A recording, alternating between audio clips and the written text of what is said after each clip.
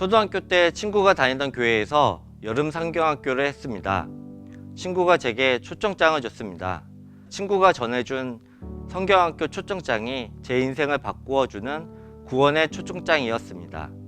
고등학교를 졸업하던 해에 대학 입시에 실패하고 재수를 하게 되었습니다.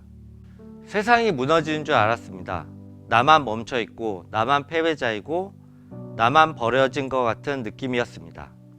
사람들을 만나는 게 두려웠고 마치 혼자 동굴 속에 있는 것처럼 캄캄한 밤을 보내고 있었습니다.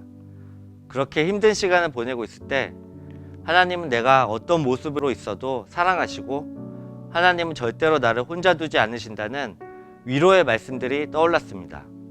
가장 힘든 시간에 하나님은 가장 강하게 저를 붙들어 주셨고 그 은혜로 그의 대학 입시도 믿음 생활도 잘 회복할 수 있었습니다.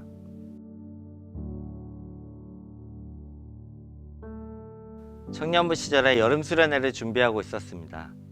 나름 최선을 다해서 열심히 계획하고 기도도 열심히 했습니다.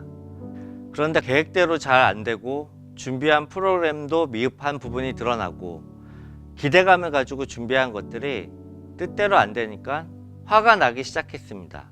저는 속이 상할 대로 상해서 빨리 끝나고 내일 집에 갔으면 좋겠다라는 생각만 가지고 있었습니다. 수련회 마지막 날 저녁 집회 시간이 되었습니다. 그런데 그날 기도하는 중에 주님이 저를 찾아와 주셨습니다. 불평과 원망으로 가득 차 있는 제 입술을 멈추게 하셨습니다.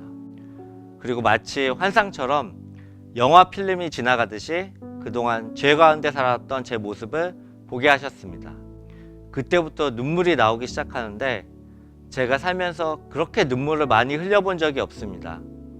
불평과 원망으로 가득 차 있던 제 마음을 회개와 감사로 바꾸어 주셨습니다. 그때 성령 체험도 했습니다. 저는 제 기분이 제일 중요한 사람이었습니다. 그래서 임원으로 열심히 일하다가도 내 마음대로 안 되면 사람에게 상처받으면 잠수를 타고 한두 달 만에 예배 나오고 그랬습니다.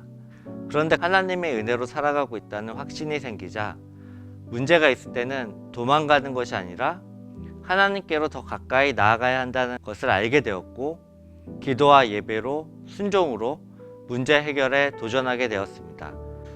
저는 7년 전부터 개인 사업을 운영하고 있습니다. 코로나 시기를 지나면서 정말 많은 어려움이 있었습니다. 경기가 좋지 않아서 아직 갈 길이 참 멀게 느껴졌습니다. 그런데 예전처럼 다시 숨고 싶고 도망치고 싶은 마음은 들지 않습니다.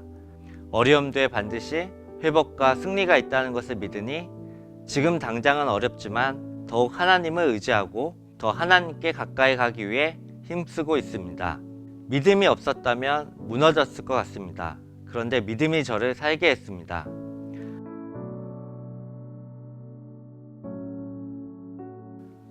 청소년부 교사로 봉사하고 있습니다. 이건 봉사가 아니라 오히려 저에게 선물과 같은 시간입니다.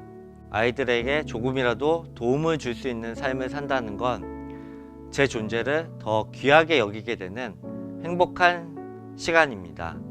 하나님께 나아갈 때 하나님은 항상 더 큰 선물을 이미 준비해 주셨습니다.